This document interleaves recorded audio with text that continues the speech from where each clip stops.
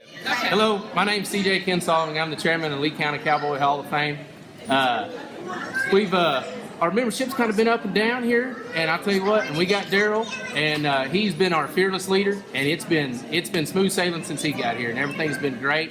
And then we have Mary Lyle, and she's kind of the glue that holds us all together also. And Loopy too. Daryl and I, everybody thinks we're in charge, but just like everything, we have to have good women behind us to get anything done.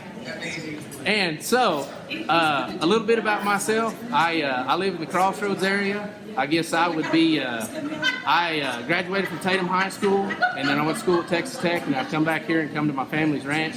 I've been involved in the ranching industry since about 2008, whenever I graduated from college. And then also, I guess my dad's been involved in it. My granddad and my great-grandparents moved here in about, if I remember right, probably 1906, 1912, sometime in there. And we moved to the Crossroads area.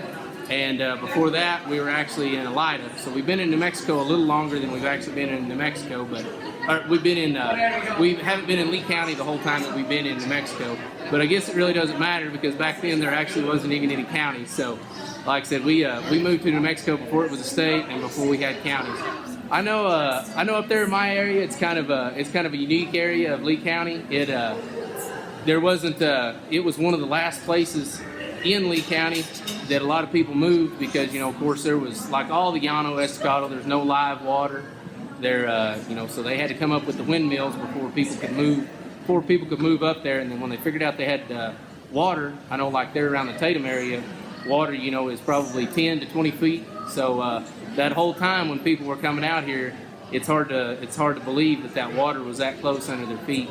So it's kind of funny when you think about it, how many years, for a long time, the Llano Estacado was thought to not be inhabitable because there was no water, and water was just a few feet under the surface there.